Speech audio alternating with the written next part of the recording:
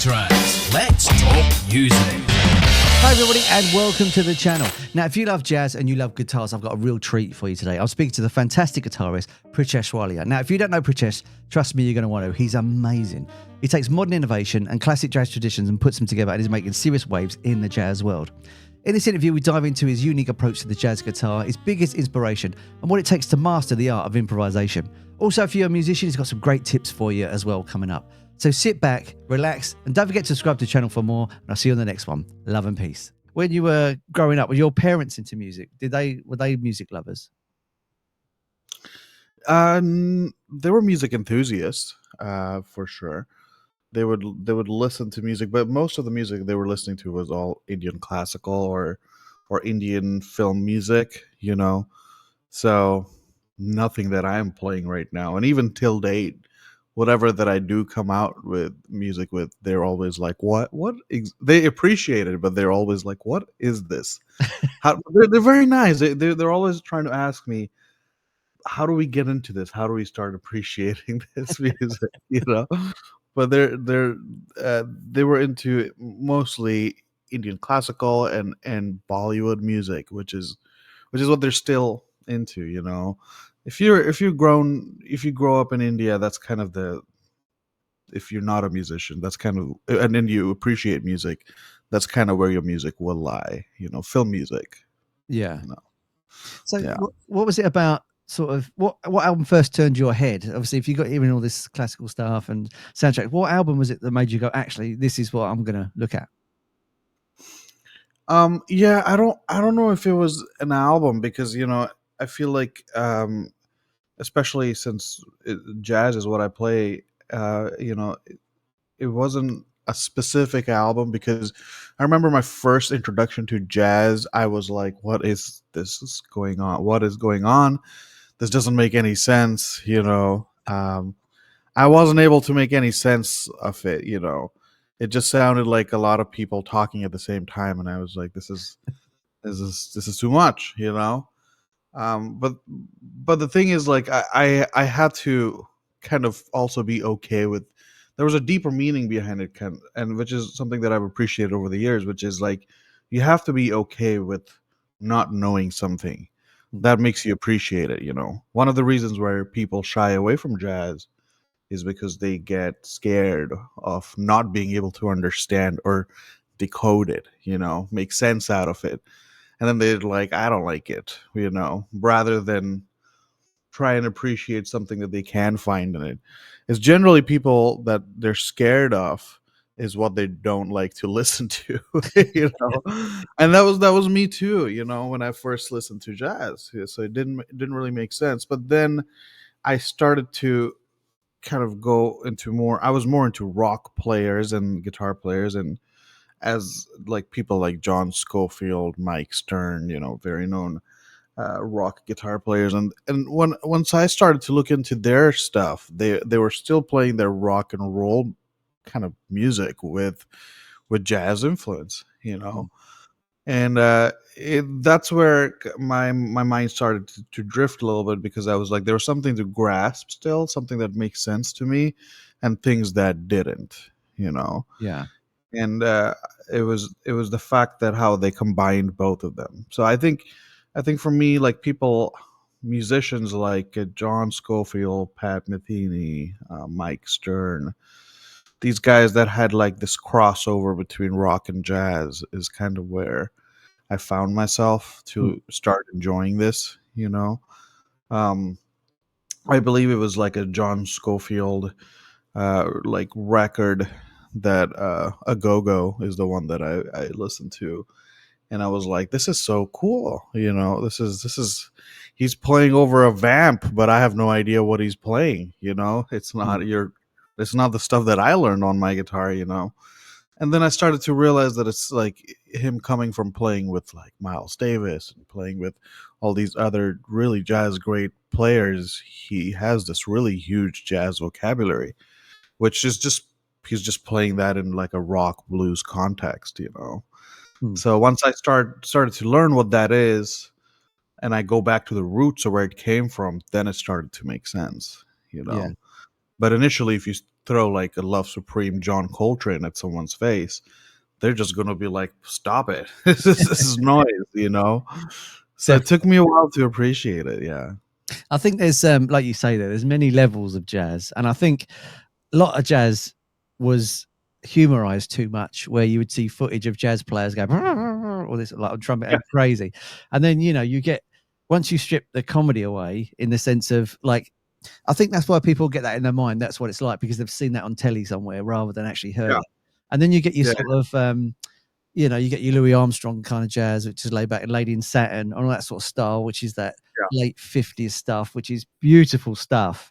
yeah, And then Django before that, Django Reinhardt yeah, before that, you get all this sort of stuff where you go, actually, no, they don't like, if you wanted to do rock, you would just put people in leather jackets with big hair screaming, don't you? It's that, and I think it's the jazz stereotype, which yeah, would put yeah, people off it. And then once you get into it, because I was never a big jazzer until like I started to buy a vinyl, because I went to the charity shops and there was a lot of jazz in their stuff that was cheap. I'm not going to lie.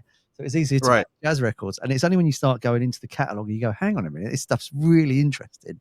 Yeah, Yeah, it really, really is. yeah. It's still kind of funny for me when you go and try and look at vinyl records, and jazz records are the ones that they're just like selling out. They're just like, yeah, just take it, It's like $1, Yeah. $2, And I'm like, are you serious? This is some of the hippest music ever made, Um, but yeah, I agree with that. There's so many eras of jazz, and also like jazz musicians have been like humorized to a point, where they're wearing a tuxedo, playing playing that kind of music. It's just an image that has been put out, and it's kind of turning people more and more away from the genre of jazz. But I can say this to anyone listening or hearing, that everyone, in my opinion, everyone can find something in jazz to enjoy. Yeah. Not, you don't have to go to John Coltrane and force yourself to appreciate it. I kind of realized that, oh, like me listening to rock players playing jazz is still jazz. And or any other version of jazz. There's jazz in hip hop. There's jazz now in lo-fi, or whatever you can think of. So there's something of jazz in all genres of music nowadays. It's kind of seeped into everywhere. So you can always find something to appreciate in jazz if you just have an open mind. I mean, I think movies in particular have definitely popularized jazz in a degree which I think the vinyl sales alone wouldn't have done. So Yeah, when you take a lot of films now, you get like Take Five on the soundtrack, or you'll get Nina Simone. absolutely. Yeah, so you got that. I think that popularized the jazz to make people go, actually, I quite like that, which they wouldn't have done before. Yeah, I mean, and not only that, movies, but of course, I mean, movies are like jazz standards. Literally, people like Cole Porter, Duke Ellington, the people that like Henry Mancini, people that wrote for all these beautiful musicals and stuff, and ended up becoming jazz standards. And that's one thing, but also Christmas is like as jazz as it can be. Hmm. All of Christmas records is like jazz. That's right.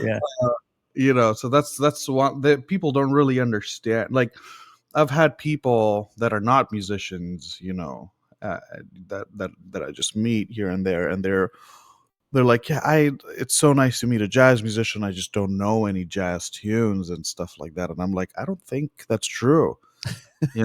It's and you start playing a Christmas song and they're singing it back, but they're all jazz harmonies, Yeah. written by jazz composers. So it's they know it's seeped into the culture, but they don't really realize it. That's right. Yeah. It slowly took over. Yeah, it totally took over. Absolutely, it did.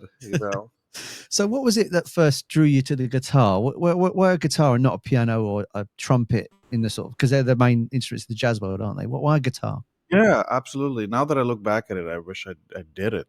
I wish I always imagine myself. I wish I was a trumpet player. I could just whip out it anywhere I wanted to and start playing. Rather than having guitar, trying to find an amp, plug it in, play. Tune it. Just to have a trumpet just go. But the thing is, growing up in India, I there was a moment, I believe in middle school, where we had a choice between these extracurricular activities, right? We could all either do music, art, or dance, and I was already kind of trying dabbling in art. I was taking painting classes and stuff like that. I can't dance to save my life still, Makes me you know. jealous. Yeah. Music music is kind of where I went to, but just out of process of elimination, not out of like, oh, this is something I'm very interested in. Mm. And the only music that was available was Indian classical music to be taught. And when I went into the classes to learn Indian classical music, every instrument in the room didn't really attract me at all, because being in India, I mean, being not from India, everyone finds the tabla or the sitar very interesting, fascinating, unique, you Mm. know. But being from India, seeing that around you all the freaking time, it's not it's not the one that you go like, I want to play that one. I've seen it at every wedding, I've seen it at every funeral, I've seen it at every event, I've seen it everywhere. I'm tired of it. Give me something else. So and guitar is the only instrument uh, that I could kind of, not gonna lie about this, but like pop culture kind of made it like this cool rock star thing. Mm. And I was like, which is very separate from what the Indian classical tradition. None of the instruments, like in the Indian classical realm, have that image to it, right? Yeah. I mean, you could argue that Anushka Shankar makes it a little cool, you know, but not, all the instruments. There's no tabla rock star that we have going on. All our instruments, there's a certain tradition, there's a certain thing that comes with the instrument. But the guitar itself is one of the only ones that's so in pop culture has an image of being the cool instrument. That's right. Yeah. um, yeah, and it's and I looked at the instrument and I was like, wow, this is what I want to play because it looks cool for a young kid. It's what looks cool. Eye candy is the thing to go for. you know because that will probably make me more popular. People will make me more interested in me. I guess that was where the mindset was. And I saw this slab of wood guitar that had four strings on it. And I picked that up, and I remember my Indian classical teacher not being too happy about it. He was like, "Gosh, I have this one kid who who picked the only instrument I didn't care about."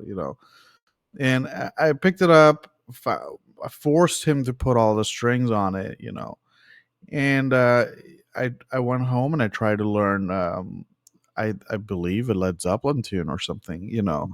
Um, or was it like ACDC, something like that on those grounds. And I came back trying to play it, and I remember my Indian classical teacher getting really angry. He was like, how dare you disrespect the tradition and stuff like that. And I was like, I'm not really that into this Indian classical stuff. I want to be cool.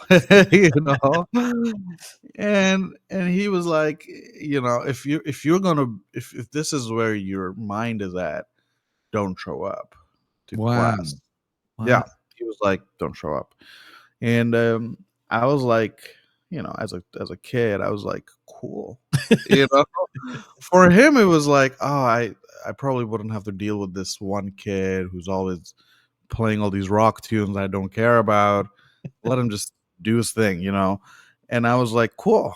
I was like, and rebellious me was like, all right, I'm leaving, but I took the guitar with me, which Nice. was which wasn't it wasn't mine in the first place, but I took it. So every time we'd get those 2 hours in a week, or sometimes 2 days of those 2 hours, I would just not show up to class because that's what it was expected. The teacher already told me, I'll grade you. You'll pass the class. Brilliant. Just don't show up. Yeah, I was like, this is great. So I had my little iPod, and I would just like kind of put on any rock tunes that I could find, Um, it had everything from the Beatles to AC/DC to, I mean, Pink Floyd, to anything that I can think of at that point. And and I had, oh yeah, and I had my uncle who was living in America, and I told him I'm playing guitar, and he was like, "You should check out these bands." He was like, "U2" and like all these rock bands that he was into, at that point. And I was like, "Whoa, this is cool." And then another cousin who's living in England, I think it was like, "You should check out Oasis," and I was like, "Okay, awesome," So I started checking out all these bands, started downloading their records and putting it on my iPod, trying to pick them up on guitar completely wrong. You know, I'm playing them in the wrong place, not the right notes. I'm just like fudging them up, trying to make it happen. But I think that was my first introduction to, but which I cherish quite a bit, because it gave me this really unique perspective of like, not referring to tablature or anything, Mm. or just listening to the source of music and trying to figure it out, which is, I think, the best way still. And it helps me in jazz quite a bit, because there's in jazz musicians, we've kind of come to a point where everything is charted out, written out.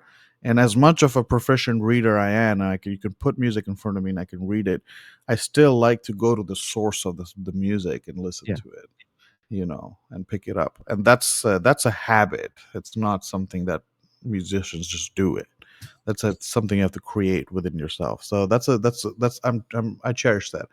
Funny enough, I saw that Indian teacher like 7 years ago, outside the school still teaching, and I said, "Hey, what's up? How are you doing?" And he's, we had a little bit of a conversation, and he's really happy that I'm making it as a musician. But That's at that point in life, he was like, "Get out! Don't ever show your face to me." And I think I just took that guitar. I just like took it, never returned it back to school. I just took it. You never So know. One day you might have a room in that school named after you that you'll have to teach in. maybe that would be kind of cool. My mom actually still has that guitar, and I did the dumbest thing that I could. All the bands that I really love, I took a Sharpie and wrote all the names of those bands on the guitar. So embarrassing. And my mom loves it. My mom is like, "This is where it all started." Oh, that's lovely. I know, and she kind of like keeps it like it's like Mona Lisa or something in our apartment, and in our house in India. And I'm just like, "Mom, can we please hide this, when We'll people give it back. show up? Yeah, Give it back or something. I can't look at this." that's wonderful. What a lovely memento, though, of your start.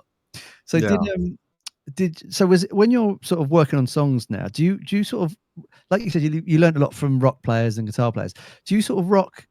Do you rock? Do you write with a sort of rock song in mind, even though it's going to be a jazz song? Um, not anymore. Well, after, like that was my first introduction was through rock, but then I went to Berklee College of Music, studied there, and then got my master's also at New England Conservatory. So like I got really into the heady, cerebral part of jazz and playing with the clean tone and doing that for like 10 years or more. And that kind of changed my perspective to it. But now that I'm out of school world, um, school kind of like forces you to listen to music through like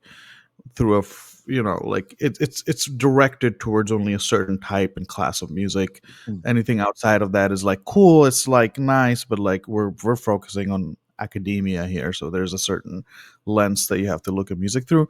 But once you're out of school and you're playing anything and everything, you kind of realize there's a lot more than what I've been taught for the past 10 years, Mm. going on in the world. So it's nowadays, the only song that in my record recently, in Hopetown, that it comes from a rock influence is the song Blackbird, which is Beatles tune, but I kind of changed it around. But all the other tunes are very jazz inspired, but it's not the old school swing jazz that you'd think of, Yeah. which I feel is like, as a listener, as much as that is something that I play all the time, I feel like as a listener and where jazz is going, that is getting less and less harder for people to appreciate Yeah. anymore. The swing kind of jazz. My music, I would say, is like there's like a little bit of rock, there's a little bit of Brazilian, there are all these different there's folk song, there's all these influences that I feel like jazz pairs really well with, Mm. Yeah. and that's kind of what I envision my music to be like, because I feel like that's kind of where jazz is at right now. Yeah. You Yeah. Once people care enough about what I have to say, I'll put out straight ahead jazz records too. But for the time being, I think it's important to get jazz in a limelight where people can dance, groove, and sing and play, but I can also use the vocabulary of jazz. Definitely. Yeah. I mean, your guitar style is incredible. When I was listening to your album, I was getting hints of like Django Reinhardt, but also Jeff Beck at the same time. Absolutely. Like, Yeah, yeah, because obviously absolutely. the way Jeff Beck would use the guitar to not be an instrument, but a sound of its own. Wow, And I was, voice is sound. Yeah. yeah, and I was getting that from your album. And I was going, wow, that's amazing. And you can almost hear the two hybrids coming in together, which is fantastic. Was there a guitar player that you really wanted to be when you started? Was there one that goes, that's the guy I want to play like? Or was it just a matter of anybody? Well, I feel like I had a phase for everyone, that I listened to. I remember I was intensively into Scofield for a second. Then I got really into Mike Stern. Then I was like really into Django Reinhardt for a while. Bought like 2 gypsy guitars. Still play it all the time. And then I was into more modern jazz guitar players like Kurt Rosenwinkel, Jonathan Kreisberg, and many others. Then I was into like Brazilian musicians like Nelson Veras. There's so many people. And I feel like I had an era of all of them, like for 3 or 4 months, or maybe 6 months or a year sometimes, just listen to their music and try and play it back. It was kind of unhealthy because I would remember all my friends at that point would start being like, you're sounding a lot like this person, and that kind of initially whenever that would happen, I would like that, Yeah. and I would be like, oh, that's cool, but then I kind of started to realize that, oh, this is not a good thing at all. It's good it's not it's good to imitate, to emulate. It's Yeah. not good to imitate to sound exactly like that person, because then you start losing your identity in that process. Mm. But also in an educational space, I kind of like that I did that. I spent that time with that musician, so I kind of know what they do. Mm. you know Yeah. and all their eras of playing, and then also learn about their development, because they didn't sound like what they do in their 10th record as Mm. what they did in their first record. Things changed a lot. That's- For Jeff Beck, it's been, even someone like Jeff Beck, it's a different thing. He was pretty notey. He played a lot of notes kind of in the beginning of things, and things became slower and slower, and way more wiser. He started playing more chords. There's some jazz influence that started happening with Jeff's playing. He started playing all these quartal voicings and stuff like that. He started doing all these major third, minor third bends, which is insane. Like, so it's like over the span of time, there's a lot of change in that and it's fun to realize how that happens. Yeah. He went from rock to jazz, not the other way around. No. Yeah. Yeah. Yeah, which is kind of cool, because when I moved to America and I meet all my friends, they all had like jazz classes in high school, middle school. They were in their jazz bands and stuff like that, and I was like, that's hip. I never had that. I wish I had that. I wish I picked up the guitar in my Indian classical class, and my teacher was like, hell yeah, someone picked up the guitar. We're gonna play. That's I the wasn't one. the kid. Yeah, that's the one. The That one. didn't happen. That's the one. That didn't happen. It was the opposite. He was like, oh God, Get out. get out. Yeah. So, When you're writing, we'll talk about your album in a second, if that's all right. When you're composing songs, are you the kind of guy that thinks of the melody first, then goes to the guitar, or is it jamming on the guitar and then it comes out? Which way around? Or is it a bit of both? A bit of both. I also play piano, so a lot of it comes on piano. I have this kind of theory of like uh, not wanting to play or compose on guitar that much, because if I've played that instrument for so long, especially for these many amount of years, I kind of end up going to muscle memory a lot, Mm. rather than writing music. And which is why piano is great for me, because it's an instrument that's newer to me, and it's not muscle memory based, Yeah. so I have to like actually put thought into when I'm writing, into every decision that I'm making. But also, one of the other things that I most of this record was all voice notes. So I would be in a such specific situation, think of a melody, and I'll sing most of the song out on my phone.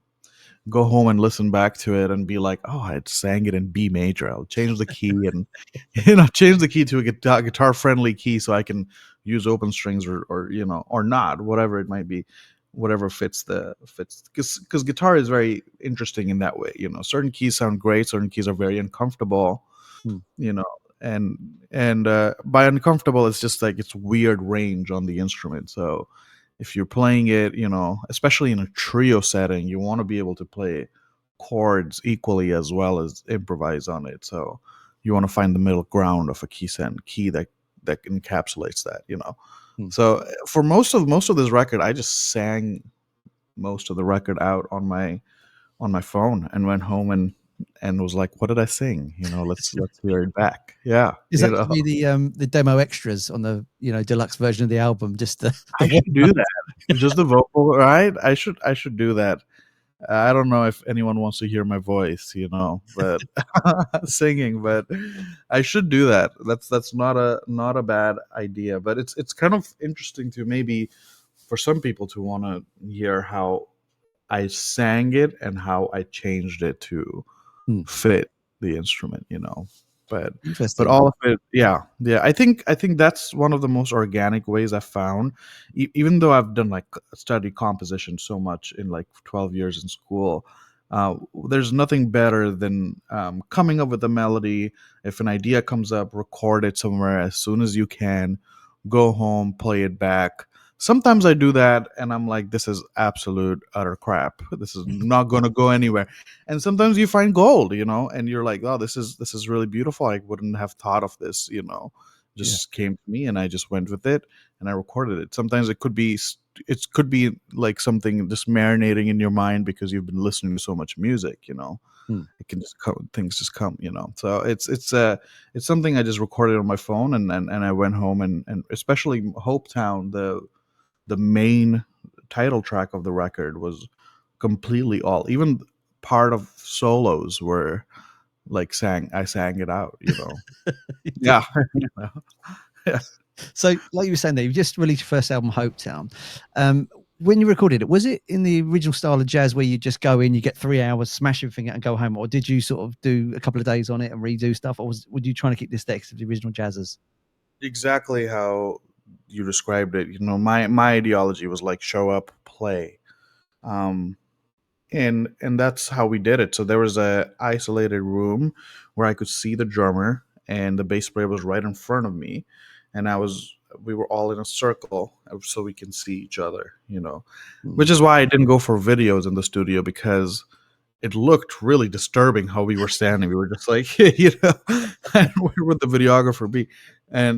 But for me, the most important thing was that we have a line of sight between all three of us.